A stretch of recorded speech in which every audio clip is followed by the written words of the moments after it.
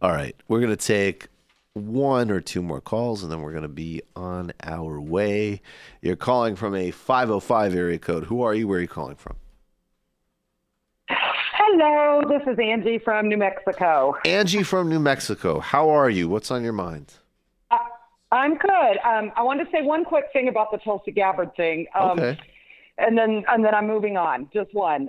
It just bugged me that she resigned from the DNC in protest because they were cheating Bernie. But then when our president is trying to cheat, all of a sudden she's neutral. So that bothered me that she has kind of two different stances on the same thing. But beyond that, I mean, frankly, she even said, and I keep not wanting to get into this, but even her statement, which we won't play, she said he did wrongdoing, but it's like, it's bad, but I only want to censure him. Like, I don't even understand that, frankly. Like, it's just like. It was political. He did it or he didn't. Well, of course, it's totally political, but whatever. Who cares? Okay. It's a different type of census grifting. Right. The thing I was calling about was I watched the entire Trump thing rally last night, and I noticed that he's kind of easing into a lot of the policies that Bernie is running on. I bet. He talked about healthcare. He talked about electric cars. He talked about things, and it's almost like he's grooming them as he gets closer. So that was one thing I wanted to point out. Absolutely. And then kind of tying into that, and I know you were going to talk about this,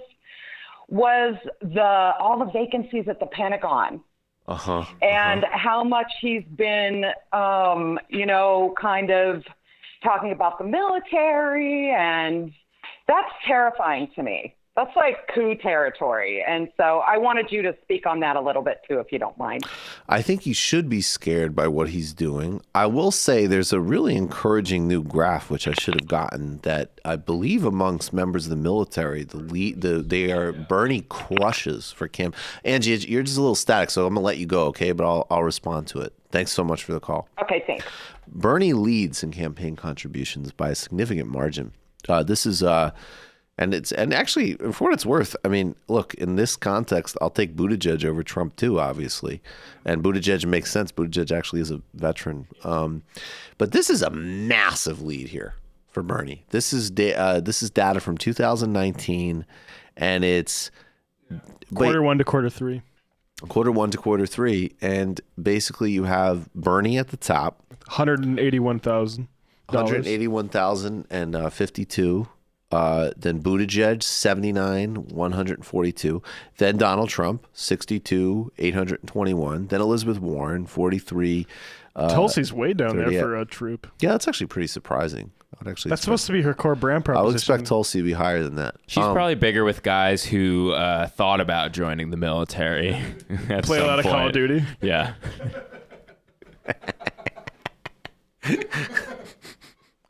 The guy in the second male lead in the Tanya Harding movie. Yeah. Richard Jewell.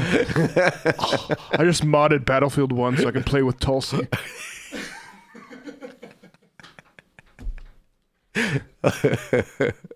I support the spirit of it. The Tulsi Twitch caucus. That's a good one. No, this is, I was reading a piece of foreign policy about Trump's, all these like Pentagon officials exiting Trump's administration posts. And basically they're having a really hard time finding civilian like policy experts to work at the Pentagon in or like Department of Defense in the Trump administration. And like it's basically being left to just career military officials who have served. So I don't know, it seems it's incredibly dangerous. And I mean, obviously, look, the other thing you got to do is he's pardoning war criminals, and we're talking like war criminals, not in the sense that we would, look, you ask me, I think that everybody in the chain of Barack Obama is definitionally a war criminal. George W. Bush is absolutely a war criminal, right? And certainly, look at Madison Fallujah, for Christ's sake. I would want to investigate that very thoroughly.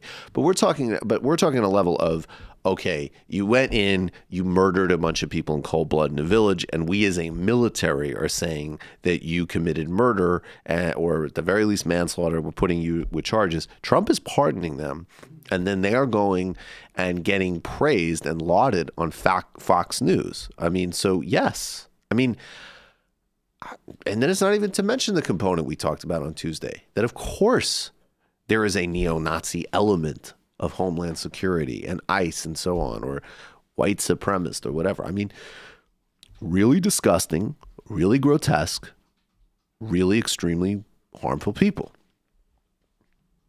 And I have no doubt, Bill Barr will be complicit every step of the way. I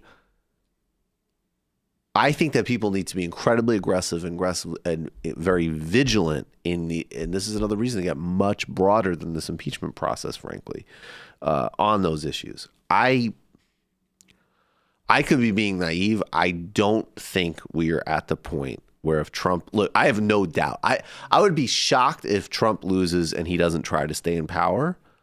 And I think Barr will support him. I think there will be support in the Republican Party. I think there might be vigilante violence connected to it. I don't know if the institutions are weak enough to sustain that. I could be being Pollyannish, but I tend to think no. But these are things that are real. You've got to be vigilant about.